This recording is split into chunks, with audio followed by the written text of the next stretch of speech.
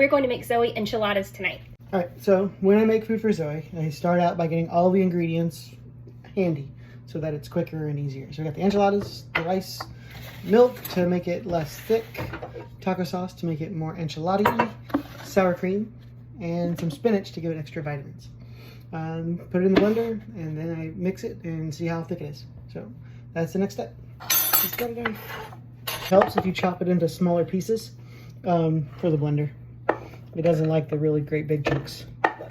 It works the same way for lasagna as it does for enchiladas, but you know, you use different side ingredients for it. Nobody wants taco sauce in their lasagna. Not even Zoe. Not unless it's Mexican lasagna. That's true. I've never tried that. To the blender. Put some of the main dish in first, so that way you know you've got plenty of it, but don't fill it all the way full before you add some liquid, because even the really nice blender that we got from our neighbor, it won't blend it without having enough liquid. So put in about that much, and then add milk.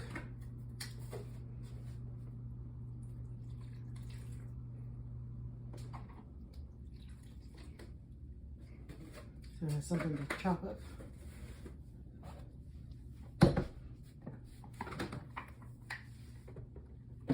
Blend it and give it a little bit of go, and then we'll probably add some more and give it a little go. The enchiladas is a lot thicker than most of the food we cook, and this came out of the fridge, so it's stiffer.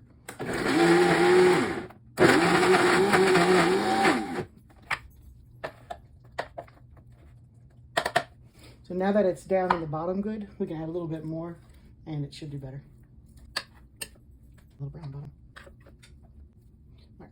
And before we blend it again, we'll add some of the sauce, so that it's not just all milk.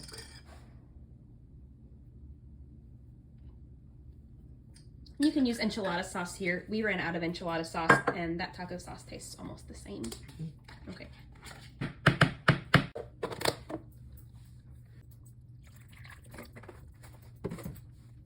Stir it up with a spoon just a bit to get the liquid down in there deeper. Don't forget to put the lid back on it. Let it go for just a little bit. It's not done yet, but we want to make sure the chunks get down. So we'll give it a bit of a stir and see how thick it is. And if we like the thickness, then we'll be done. If not, we'll add whatever we need to, either thicken or thin it. Have you added any of the rice yet? I have not added any of the rice yet, which is good for thickening. Yes, it is. All right. So this is leftover Spanish rice that I made a couple nights ago. That should be enough rice. And something else to think about is if you're making the food from the refrigerator, it's going to be naturally thicker. Like when you heat it up, it'll thin considerably because of the heat.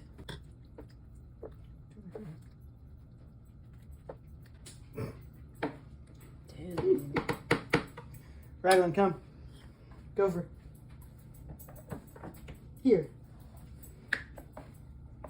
That never happened. Mm-hmm. Good boy. Glass go.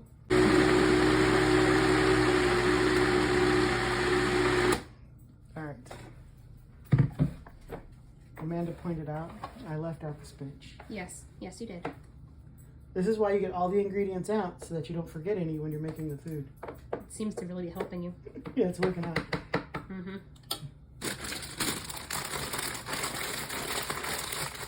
So I think we're gonna have to put the spinach in the next batch. Put extra spinach in the next go, and then when we stir it up, it'll be evenly distributed. Because it's not gonna fit in the blender. That's pretty full, yeah. Yeah. We're gonna add a little more rice because it got thin on me, and stir it a bit more, and then I think we'll be done with this batch and ready to make the next go.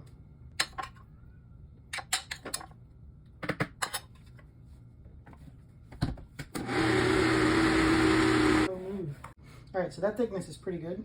I think the next bit I add to it, I'll make a little thicker so that it balances a little more along with the spinach. So I'm gonna transfer that to a bowl to taste it. So that way when you make the next half, you'll know if you need salt or if you need to add more rice, less rice. so you have an idea of what you need to do. It's good. I just need to add the spinach. Maybe a little more sauce.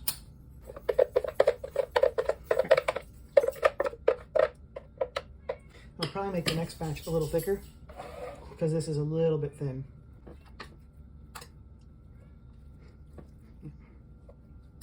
Milk. We use whole milk for extra calories. A little sauce. The rest of the sour cream.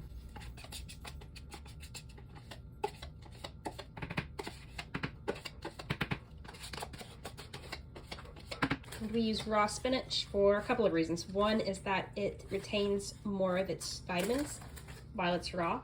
And it also blends right in. You can't taste it at all. I think you'd be more likely to taste it if you cooked it first. Yeah, I think so. Mm-hmm. It like brings out the flavor when you cook it.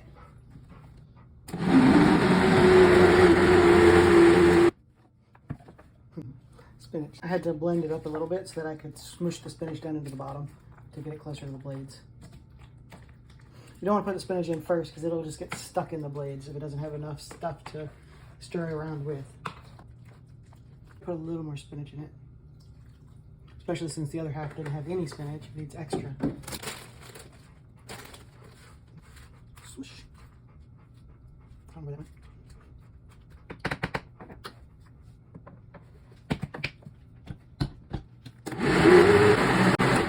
So something the spinach does do is give it that green color.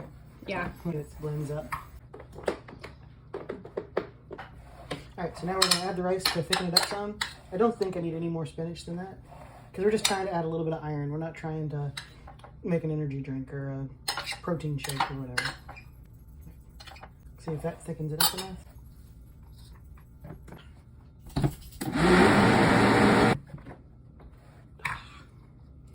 Should have stirred it in better.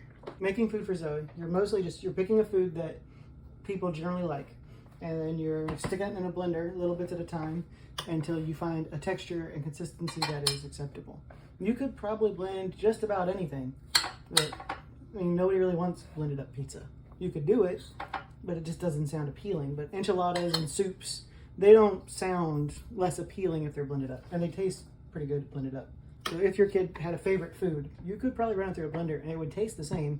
It just wouldn't necessarily look as nice.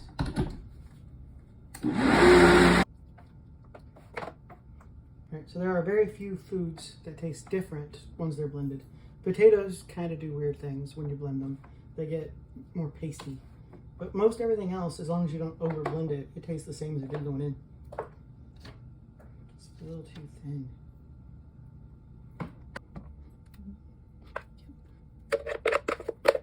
So now I'm combining the spinach and the not spinach since I forgot to add spinach. And after I get it combined, I'll test the density. If it's not thick enough, then we'll use the Gerber powdered cereal to thicken it up the rest of the way because it dissolves really well. And that's pretty much it. You put it in jars and you're done.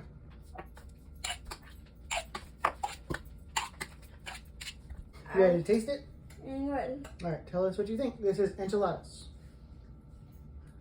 Oh. Is it warmer than you expected? It's warm. Yeah. How'd it taste? Yeah. Very warm. And warm. Excellent. That's what I was going for. So that made 14 jars. Nice. So